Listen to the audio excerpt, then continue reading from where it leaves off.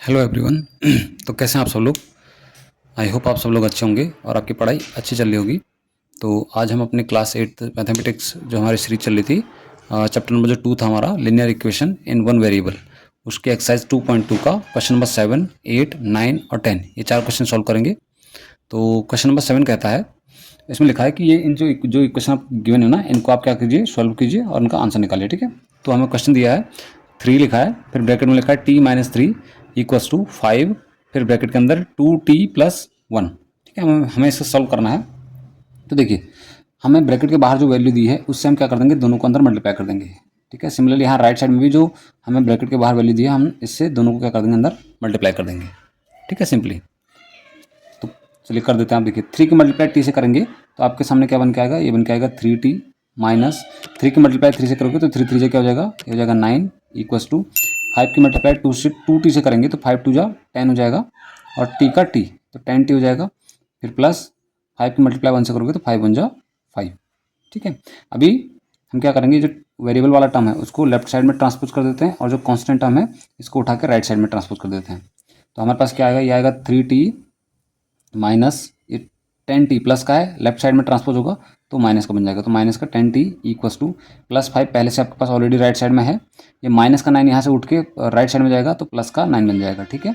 अब यहाँ 3t minus 10t कितना होता है, ये होता है माइनस का 7t इक्वल्स टू 5 प्लस 9 मिलकर कितना हो जाएगा, दैट विल बी 14। और यहाँ से जो t की वैल्यू आएगी, देखो माइनस का 7 इस t के साथ मल्टीप्लाई में है ना, तो राइट साइड में जब ट्रांसपोज होगा तो डिवाइड में चला जाएगा तो हो जाएगा 14 डिवाइड बाई माइनस का 7 और 7 से 14 कट जाएगा 2 टाइम्स। अब एक आपका माइनस का साइन था तो इसलिए माइनस का 2, तो ये आपका आंसर हो जाएगा। टी की वैल्यू जो होगी हमारे पास हो जाएगी -2। ठीक है। Now moving to part 8। ठीक है, ये क्वेश्चन नंबर 8 की तरफ चलता है। तो देखिए क्वेश्चन 8 में हमको गिवन है 15y-4 माइनस 2 लिखा है, फिर ब्रैकेट के अंदर है y-9 फिर प्लस y+6। ठीक है। ठीक है, ये हमारे पास क्वेश्चन है तो हम इसको सॉल्व करते हैं। अच्छा, एक चीज़ मैंने यहाँ पे मिस कर दी है, वो ये है कि यहाँ पे 5 भी था। ठीक है, यहाँ पे बाहर से 5 भी लगा हुआ है। ठीक है, चलिए अब इसको सॉल्व करते हैं। तो बस ये भी सेम वही है कि हमें क्या करना है, बारी बारी से जो ब्रैकेट के बाहर जो डिजिट लिखी हुई है उससे मल्टीप्लाई करना है दोनों को। सिमिलरली यहाँ पे -2 लिखा है तो -2 से हम मल्टीप्लाई करेंगे दोनों को। यहाँ पे 5 लिखा है तो 5 से मल्टीप्लाई करेंगे हम अंदर के दोनों पार्टों को। ठीक है, बस आप सिंपली इसको सॉल्व करते जाएंगे तो आपका आंसर आपके सामने आ जाएगा। ठीक है, चलिए स्टार्ट करते हैं। देखिए 15 की y से मल्टीप्लाई करेंगे तो ये बन के आएगा हमारे सामने 15y माइनस 15 4 जा दैट विल बी 60। अभी इस स्टेप को ध्यान से देखना है क्योंकि यहाँ पे माइनस का 2y है तो माइनस का 2 मल्टीप्लाई होगा। ठीक है, अंदर वाले दोनों के साथ, तो माइनस का 2 मल्टीप्लाई होगा y के साथ तो बनेगा माइनस का 2y, फिर माइनस का 2 मल्टीप्लाई होगा माइनस का 9 के साथ, माइनस माइनस बन जाएगा प्लस और 9 2 जा 18 दैट विल बी प्लस 18। फिर प्लस का 5 मल्टीप्लाई करेगा y के साथ तो बन जाएगा प्लस का 5y और प्लस का 5 मल्टीप्लाई करेगा प्लस के 6 के साथ तो बन जाएगा 5 6 जा दैट इज 30 इक्वल्स टू 0।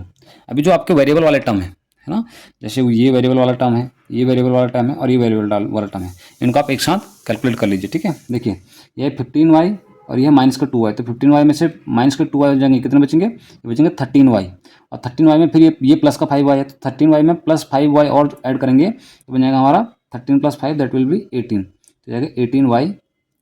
अब जो डिजिट हैं मैथमेटिकल डिजिट उनको एक साथ ऐड या सब्ट्रैक्ट जो भी हैं वो कर लीजिए। देखिए ये प्लस का 18 है, ठीक है, ये प्लस का 30 है और ये माइनस का 60 है। तो देखिए पहले तो एक काम करते हैं, माइनस के 60 में से प्लस का 30 मैं कम कर देता हूँ। ठीक है, माइनस कर देता हूँ तो मेरे पास माइनस का 30 बचेगा। माइनस के 30 में से फिर मैं प्लस का 18 और कम कर दूंगा तो मेरे पास माइनस का 12 बचेगा। क्या आएगा, माइनस का 12। आप इसको सॉल्व कर लीजिए, बस मैं थोड़ा शॉर्ट में कर रहा हूँ, आप इसको स्टेप बढ़ाना चाहे तो बढ़ा सकते हैं। ठीक है, मैंने एक साथ पूरी लाइन को एक साथ सॉल्व कर दिया। ये क्वेश्चन मेरे पास क्या है, राइट साइड में 0।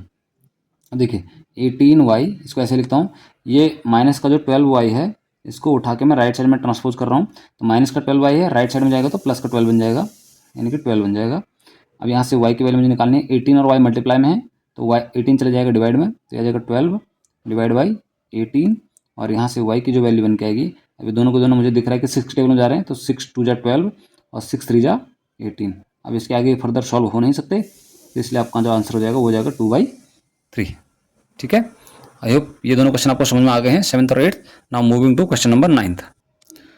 तो क्वेश्चन नंबर 9th में हमारे सामने दिया है 3 है ब्रैकेट के बाहर, फिर अब 5z माइनस 7, फिर -2 ब्रैकेट के बाहर, 9z माइनस 11 इक्वल्स टू 4, फिर ब्रैकेट के अंदर 8z माइनस 13 और लास्ट में आपको -17। ठीक है, तो ये भी बिल्कुल वही स्टेप, वैसे ही स्टेप करने हैं जैसा भी हमने थोड़ी देर पहले वाले क्वेश्चन में किया था। तो 3 की मल्टीप्लाई 5z से भी, 3 की मल्टीप्लाई -7 से भी, -2 की मल्टीप्लाई 9z से भी और -2 की मल्टीप्लाई -11 से भी। सिमिलरली 4 की मल्टीप्लाई 8z से भी और 4 की मल्टीप्लाई -13 से भी। ठीक है, आपको ये एरो लगाने की जरूरत नहीं है, ये एरो मैं इसलिए लगा रहा हूँ, ठीक है, जब आप सॉल्व कर रहे होंगे इन क्वेश्चन को तो आपको एरो नहीं लगाना है, मैं आपको समझाने के लिए एरो लगा रहा हूँ। ठीक है, चलिए तब इसको सॉल्व करते हैं। देखिए 3 की मल्टीप्लाई 5z से करोगे तो 5 3 जा दैट इज 15 और z का z हो जाएगा 15z माइनस 3 7 जा 21, -2 के 9z से मल्टीप्लाई करोगे तो 9 2 जा 18, क्योंकि एक के साथ माइनस का साइन है तो माइनस का 18z ये बनेगा। ठीक है, और -2 की -11 से मल्टीप्लाई करोगे तो बन जाएगा माइनस माइनस तो प्लस बन जाएंगे और 11 2 जा 22 इक्वस टू 4 की मल्टीप्लाई 8z से करोगे तो 8 4 जा 32z माइनस 13 4 जा 52 -17।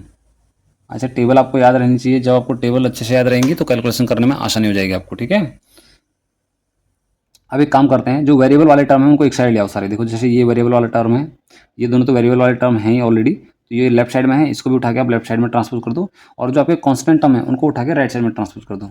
तो कांस्टेंट टर्म एक मेरे पास प्लस का 22 है, इसको राइट साइड में ट्रांसपोज कर देते हैं, और एक माइनस का 21 है, इसको उठा के राइट साइड में ट्रांसपोज कर देंगे हम। ठीक है, इस तरह से। तो चलिए अब इनको सॉल्व कर लेते हैं। हमारे पास क्या बनेगा, 15z ऑलरेडी मेरे पास था लेफ्ट साइड में, माइनस का 18z भी है हमारे पास ऑलरेडी लेफ्ट साइड में। यहाँ से 32, ये देखो प्लस का है, लेफ्ट साइड में आएगा तो माइनस का 32 बन जाएगा, 32z इक्वस टू, यहाँ राइट साइड में जो जो चीज़ें हैं पहले उनको लिख लीजिए। तो माइनस का 52 है मेरे पास, माइनस का 17 है हमारे पास, यहाँ से देखो प्लस का 22 जाएगा तो ये भी माइनस का 22 बन जाएगा, और माइनस का 21 अगर यहाँ से हट के राइट साइड में जाएगा तो वो बन जाएगा प्लस का 21। बस अब सिंपली इनको सॉल्व करना है और आपके सामने आपका आंसर हो जाएगा। ठीक है, देखिए 15z माइनस 18z, 15 में से 18z माइनस करोगे तो माइनस का 3z आएगा आपके सामने, आपके पास बचेगा माइनस का 3z minus 32z that is equals to -52 plus 17 करेंगे तो बनेगा, या एक काम कीजिए इन तीनों को एक साथ ऐड कर दीजिए, तीनों माइनस वाले टर्म है ना ये आपस में ऐड हो जाएंगे। तो 7 + 2 9, 9 + 2 11 यानी कि 1 कैरी बनेगा 1, 5 + 1 6, 6 + 2 8 और एक जो कैरी बचा था 9, यानी कि माइनस का 91 हो गया और प्लस का आपके पास 21 हो गया। अब 32 माइनस का z, 32 भी माइनस का है और 32z और 3z ये दोनों माइनस के हैं तो ये दोनों आपस में ऐड हो जाएंगे। तो 32 + 3 दैट इज माइनस का 35z इक्वस टू -91 प्लस का 21। अब 91 में से 21 जाएगा तो 1 में से 1 गया 0 और 9 में से 2 गया बचेगा 7 और ये आएगा माइनस का। ठीक है, अब यहाँ माइनस का 35 जेड के साथ मल्टीप्लाई में है, मुझे जेड की वैल्यू चाहिए तो जेड की वैल्यू जो हो जाएगी माइनस का 70। ठीक है, 35 जेड के साथ मल्टीप्लाई में है ना, इधर ट्रांसपोज होगा राइट साइड में ट्रांसपोज होगा तो डिवाइड में आ जाएगा, यहाँ माइनस का 35 डिवाइड में आ गया। अब इससे होगा क्या, देखिए माइनस के साइन से माइनस का साइन कैंसिल आउट हो गया, 35 के टेबल में 2 टाइम्स आता है 70, तो जेड की वैल्यू जो आएगी हो जाएगी 2। ठीक है, ये आपका क्वेश्चन नंबर 9 था। Now moving to last part, और ये आप कह दीजिए लास्ट क्वेश्चन ही है ये इस चैप्टर का 10th वाला। ठीक है, इसमें लिखा है 0.25 फिर ब्रैकेट में है 4f - 3 इक्वल्स टू 0.05 फिर ब्रैकेट में 10f, एक सेकंड 10f है ये, हाँ ठीक है 10f - 9। ठीक है, अब इसको मुझे सॉल्व करना है। तो देखिए माइनस देखो पॉइंट की मल्टीप्लाई 0.25 की मल्टीप्लाई मुझे 4 से करनी है, तो 4 4 जो कितना होता है 100 होता है ना, तो ये कुछ ऐसा बनेगा 1.00। ठीक है, इतना और साथ में f भी है तो f, फिर माइनस 25 की मल्टीप्लाई में 3 से करूँगा तो मतलब 0.25 की, तो 25 3 जा 75 होता है तो ये हो जाएगा 0.75। आप मल्टीप्लाई करके देख लीजिए, अगर आपको डाउट होता है ना तो आप मल्टीप्लाई करके देख लीजिए पहले प्रॉपर। अगर आपको थोड़ा इन पॉइंट वाले मतलब जो डेसिमल वाले हमारे मल्टीप्लिकेशन है ये करने में अगर प्रॉब्लम होती है तो आप पहले इसको साइड में कर लीजिए। ठीक है, कहीं पे रफ में देखिए फिर है 0.05, इसका मतलब मुझे 10 से करनी है तो 10 5 से कितना बनेगा 50 बनेगा, दैट मीन्स ये बनेगा 0.50। ठीक है, और माइनस का साइन आएगा फिर 0.05 की मल्टीप्लाई 9 से करेंगे तो 9 5 से कितना होता है 45। अच्छा, साथ में इसमें f भी है, लगाना भूल गए थे सॉरी, f माइनस 9 5 जा 45 तो ये बनेगा 0.45। ठीक है, अब बस ये भी वही रूल है सेम टू सेम कि हमने क्या करना है, जो वेरिएबल वाला टर्म है उसको ट्रांसफर कर दो लेफ्ट में, और जो आपका कांस्टेंट टर्म है ये, इसको आप ट्रांसफर कर दो राइट साइड में। तो क्या बनेगा यहाँ से, देखिए यहाँ से मेरे पास आएगा 1.00f, ये तो ऑलरेडी था, माइनस देखो ये 0.50 f जो है, इसके आगे कोई साइन नहीं है मतलब प्लस का है, तो लेफ्ट में आएगा तो माइनस हो जाएगा, तो ये हो जाएगा 0.50 f, that is equals to, यहाँ ऑलरेडी मेरे पास माइनस का 0.45 है, ठीक है, और यहाँ से माइनस का 0.75 राइट साइड में ट्रांसपोज होगा तो बन जाएगा प्लस का 0.75। नाउ यह है 1.00। अगर मैं देखूँ तो पॉइंट की कंडीशन, पॉइंट का सिनेरियो दोनों केसों में सेम जगह पे है, और पॉइंट के बाद 2 डिजिट यहाँ पे भी है, 2 डिजिट यहाँ पे भी है, तो चाहे तो आप पॉइंट से पॉइंट हटा भी सकते हैं सीधे सीधे। आप ये बोल दीजिए कि 100 में से आप 50 माइनस कर रहे हैं, 100 में से 50 माइनस करेंगे तो 50 बचेगा, इसका मतलब ये जो आएगा आपके पास 0.50 ही बचेगा, इतना है। और अगर किसी को इसमें डाउट हो रहा है तो चलो मैं आपको यहाँ पे साइड में करके दिखा दे रहा हूँ हल्का सा, ठीक है। देखिए मेरे पास था 1.00, इसमें से मुझे माइनस करना है 0.50, है ना। तो क्या करते हैं, सबसे पहले हम पॉइंट के नीचे तो पॉइंट लगा लेते हैं, फिर पॉइंट के जस्ट बगल पे मेरे पास 5, फिर उसके बाद 0 और एक 0 आगे था। अब मुझे ये सब्ट्रैक्ट करना है, तो 0 में से 0 गया 0, यहाँ ये इसको बोरो देगा तो बनेगा 10, ठीक है, 10 में से 5 गया बचेगा 5, और इसने इसको बोरो दे दिया तो ये खुद क्या बन गया, 0 बन गया, और यहाँ बन गया 0.0, तो 0.50 आया, ठीक है। इसलिए मैंने इसको क्या लिखा है 0.50f इक्वल्स टू, यहाँ पे भी सेम सिनेरियो है, तो 0.75 में से आप माइनस का 45 करोगे, ठीक है, तो ये बचेगा आपके पास आई गेस 35, है ना, नहीं 30 सॉरी, 75 में से 45 माइनस करोगे तो मेरे पास बचेगा प्लस का 0.0 लगाना बोलिए 0.30 इतना बचेगा, ठीक है, प्लस का। अब इसको सॉल्व कर दीजिए, देखिए ये f मल्टीप्लाई में है 0.50 के साथ, तो यहाँ से f की वैल्यू जाएगी, ये डिवाइड में चला जाएगा तो वहाँ चला जाएगा 0.30, एक सेकंड 5 में लिखा 0 अपॉन में 0.50। देखिए जब पॉइंट दोनों जगह पर सेम जगह पर है, ठीक है, तो अच्छा इसको बहुत सारे अलग अलग तरीक़ों से करने की कोशिश करते हैं। कई ऐसे बताते हैं कि देखो पॉइंट के बाद 2 प्लेस यहाँ पे भी है, पॉइंट के बाद 2 प्लेस भी है, तो पॉइंट से पॉइंट कैंसिल आउट हो जाएगा, कई तो ऐसे बताते हैं। और एक तरीका ये है कि चलो पॉइंट आप हटाओ तो पॉइंट को देखो 2 प्लेस आप राइट साइड में ले जाओगे, यहाँ से भी 2 प्लेस राइट में ले जाओगे, तो कुछ ऐसा बन के आएगा। देखिए 30 मल्टीप्लाई बाई, देखो 2 यहाँ नीचे से 2 प्लेस गए तो ऊपर क्या लग जाएगा 100 लग जाएगा मल्टीप्लाई में, और वैसे नीचे से भी, नीचे जो 50 है इसमें से भी 2 प्लेस आपने शिफ्ट किए हैं राइट साइड में, तो यहाँ से भी क्या हो जाएगा, सॉरी ऊपर से जो 2 प्लेस शिफ्ट किए थे इसके लिए भी नीचे क्या लग जाएगा 100 लग जाएगा।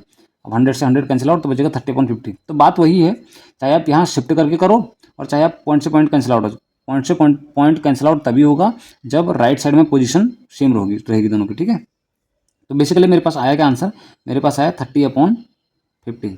अब मैं क्या करता हूँ 0 से 0 कट कर देता हूँ, तो f की वैल्यू मेरे पास आई 3/5। तो आप 3/5 भी रख सकते हैं f की वैल्यू। इसको और फर्दर सॉल्व करना चाहें तो देखो 5 के टेबल में 33 तो आता नहीं है, तो 0 लगाएंगे, पॉइंट लगेगा, ठीक है, यहाँ एक 0 बढ़ जाएगा पॉइंट लगाते ही, 5 के टेबल में 30 आएगा कितनी बार 6 टाइम्स, f की वैल्यू जो है मेरी वो कितनी आ गई 0.6 आ गई, ठीक है। तो ये हो गए आपके 4 के 4 पार्टों के सॉल्यूशन, ठीक है, क्वेश्चन नंबर 7, 8, 9 एंड 10, ठीक है। और आई होप आपके समझ में ये अच्छे से आ गए होंगे, आसान से क्वेश्चन थे, ठीक है। तो चलिए अब ये हो गया आपका चैप्टर फिनिश। कैसा आपको ये वीडियो लगा, अगर अच्छा लगा हो तो आप लाइक ज़रूर कीजिए, और अब मिलते हैं नेक्स्ट किसी चैप्टर के साथ। तब तक आप अपना ध्यान रखिए और पढ़ाई अपनी जारी रखिए। Thank you.